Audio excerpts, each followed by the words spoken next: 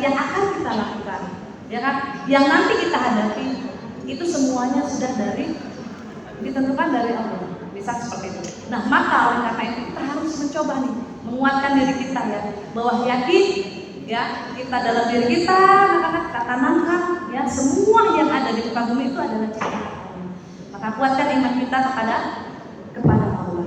Gitu. Ini Bapak bisa berandai-andai dengan ilmunya Bapak yang mungkin lebih mumpuni ya terkait tentang bagaimana kita memaknai iman kepada Allah itu salah satu contoh. Jadi kita ambil secara global yang mereka biasa alami gitu, dalam kehidupan mereka sehari-hari, baik itu di rumah, baik itu di sekolah maupun dalam kehidupan mereka saat bermain. Itu kita andaikan.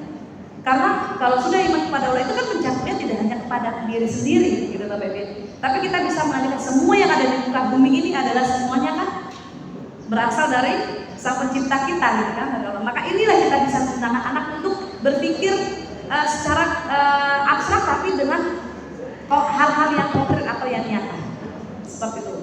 Ya Pak ya, tergantung. Mungkin kalau anak di level jenjang tingkatan yang kelas 3 sudah mulai bisa berpikir sedikit. Ya, kemudian kelas 6 mungkin bisa tingkatan untuk berpikir abstrak juga lebih tinggi lagi. Jadi coba untuk anak-anak di level rendah atau di fase A, ya di fase A di kelas 1 dan 2 itu gunakan contoh-contoh yang konkret kata saya tadi nyata. Berkata jujur, jangan hanya bilang kata jujur aja, tapi konkret nyatanya untuk jujur seperti apa. Iman kepada Allah juga seperti apa. Iman kepada Rasul kita juga sama. Bagaimana konkret nyatanya kita harus beriman seperti itu. Nah yang itu Bapak harus bungkus, harus ramu itu ya dengan strategi yang banyak yang Bapak Ibu bisa gunakan strategi. Apa saja yang memang mau Bapak Ibu menyampaikan materi itu tersampaikan oleh si siswa. Nah sekarang kaitannya bagaimana di dalam tadi ada 6 tadi ada meaningful, ada respect, ada reflektif, ada kontekstual, kan tadi semuanya ada 6. Secara tidak sadar dalam artian secara spontanitas semua itu sebenarnya berkaitan Bapak. Sama dengan yang Ibu pertanyakan tadi.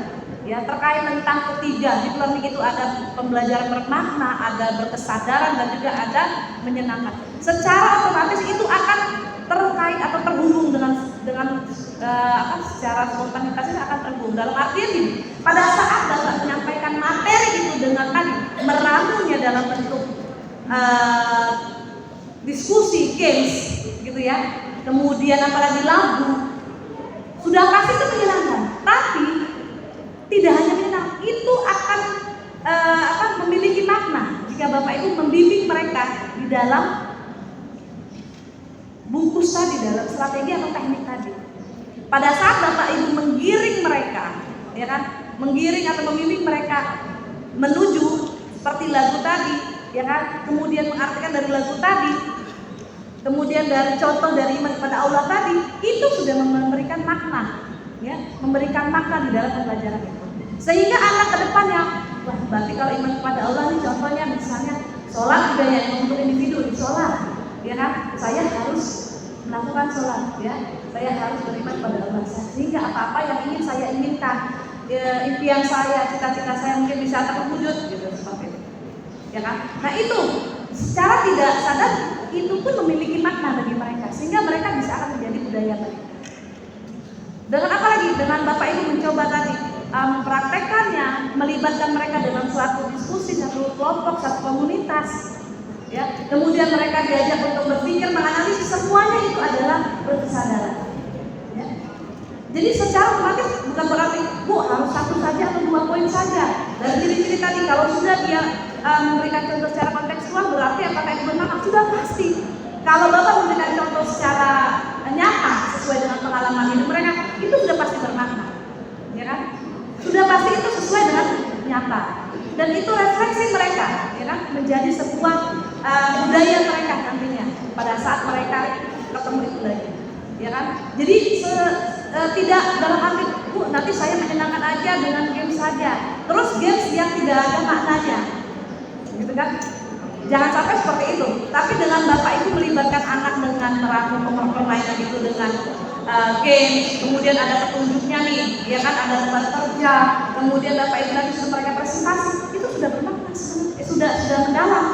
Dalam arti mendalam itu tidak hanya dengan senang-senang saja, tapi di dalamnya sudah ada sudah ada keterlibatan, baik itu fisik, mental maupun secara pemikiran. Semuanya sudah terlibat di dalam satu keseluruhan dan itu sudah mengandung bermakna, berkesadaran dan juga menyenangkan. Ya. Jadi pada saat pembelajaran mendalam kita pengen anak itu belajar aman, nyaman, ya kan, dan juga menyenangkan, senang.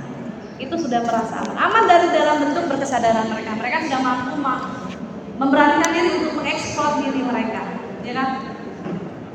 Nyaman mereka dalam belajar. Kemudian mereka mampu menjadi budaya mereka. Mereka mampu menganalisis dan mensintesisnya, sehingga itu menjadi bermakna. Mereka tidak lupa pada saat mereka keluar kata saya dari pintu kelas, ditanya temannya, ditanya guru yang lain, mungkin apa tadi belajar apa sama ibu ini, lupa. Atau mungkin dengan sesi pembelajaran yang berbeda, ditanya apa itu, sudah lupa. Karena dia tidak menjiwai, tidak memaknai dari materi tersebut. Tapi kalau dia paham, oh kita harus misalnya menyayangi sesama teman, maka ketemu di luar, teman yang jatuh maka dia akan tolong. Karena dia paham bahwa sayang kepada teman itu bagian dari bahwa kita menghargai orang lain, ya kan, kita mencintai sesama, seperti itu, ya. Nah, mungkin itu Bapak ya, kalau mungkin kurang dan contoh yang lain mungkin Bapak Ibu di sini bisa memberikan contoh yang lain yang fakta nyata yang mungkin pada saat Bapak Ibu menyampaikan materi di kelas, ya silakan dengan berbagai macam inovasi dan pemikiran Bapak Ibu. Bapak Ibu bisa menggali dengan strategi Bapak Ibu sendiri seperti apa yang pas materi yang akan saya sampaikan. Poin penting saja dalam deep learning itu, cuman itu aja pentingnya. Poin penting dalam deep learning bahwa Bapak Ibu melibatkan anak, baik itu secara fisik, ya, secara mental, secara pemikiran, sehingga mereka belajar itu aman, nyaman dan menyenangkan di dalam kelas. Itu intinya, ya kan? Mereka sadar bahwa mereka akan belajar, melakukan berbagai macam aktivitas, diajak mereka menganalisis, memahami apa yang akan disampaikan, bahkan sampai memberikan contoh ya dengan mereka supaya bisa menjadi budaya mereka, ya, kebiasaan mereka dalam kehidupan mereka, sampai mereka juga belajar itu dengan rasa yang senang. Sehingga dengan rasa senang itu maka semuanya akan menjadi menjadi ingatan yang lama di dalam hati. Coba ingat tuh sweet memory kita, ya kan? Mungkin Bapak Ibu sekilas balik dengan kisah-kisah sejarah, orang itu lagu-lagu nostalgia itu kan yang menyenangkan itu lebih melekat di dalam pemikiran kita. Karena apa? Pada saat kita melakukan itu kita dengan rasa senang, ya. Dibungkus dengan lirik-lirik yang sesuai dengan kehidupan seseorang. Jadi itu lebih mengingat lagi, ya, begitu. Jadi mau apapun materinya, mau apapun bentuknya, ya ingat bahwa Bapak Ibu bisa menyampaikan itu dengan cara yang sederhana, dengan cara yang senang, dengan cara yang melibatkan mereka. Jangan hanya jiwanya saja, tapi raganya, pemikirannya semua dilibatkan. Mungkin itu ya Bapak Ibu, tadi terkait juga tadi yang dengan keseluruhannya. Terima kasih. Assalamualaikum warahmatullahi wabarakatuh. Waalaikumsalam warahmatullahi wabarakatuh. Terima kasih kepada Ibu Sri Surati yang sudah memberikan materinya kepada kita dan jawabannya sangat menarik.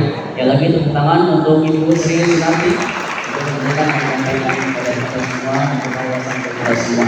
Baik, setelah berakhirnya jawaban-jawaban tadi dan pertanyaan tadi, maka berakhirlah sudah sesi pertama kita dalam penyampaian penjelasan materi deep learning ini. Baik, sebelum kita akhiri sesi ini, mari kita simpulkan sedikit hasil pertemuan kita. Yang pertama, deep learning dalam upaya mengajak siswa berpikir dan merasakan makna, bukan hanya sekedar menghafal. Kemudian yang kedua, guru pendidikan agama Islam perlu menjadi pembimbing dan juga memberikan refleksi yang terbaik, bukan hanya menyampaikan materi. Dan juga yang ketiga, kita juga memerlukan teknologi, walaupun itu semakin berubah, tetapi nilai-nilai Islam tetap menjadi dasar utama kita. Mudah-mudahan setelah workshop ini, semangat kita untuk mengajar semakin dalam, semakin mulia hati-hati kita, bukan hanya kita mengajar dengan mulut kita, tetapi dengan hati-hati kita. Sebelumnya, marilah kita mengakhiri sesi pertama ini dengan bersama-sama mengucapkan hamdalah. Alhamdulillahirabbil alamin. Saya sedang moderator, mohon maaf dan mohon ampun. Berakhir dengan doa penutup majelis. Subhanakallahumma wa bihamdika, asyhadu an la ilaha illa anta, astaghfiruka wa atubu ilaik. Wassalamualaikum warahmatullahi wabarakatuh. Ya, baik Bapak Ibu, waktunya insya kita sepakati masuk jam berapa? Jam 1 kelamaan ya? Jam 12.45 ya? jam 12.45. Nanti materi saya nggak panjang-panjang, paling 1 jam.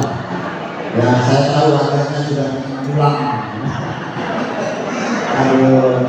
Tapi komitmen ya Bapak Ibu, kalau sama-sama jam 12.45 sudah berada di ruangan yang kembali, tidak ada yang kabur-kabur ya. Karena yang akan saya sampaikan ini mengenai apa namanya nasib Bapak Ibu semua. Terima kasih. Ya, silakan sudah. Sebelumnya mohon maaf jangan buka dulu Pak. Ini kan kita sudah siapkan makan siang. Kalau koordinatornya kecamatan diambil untuk dibagikan ke masing-masing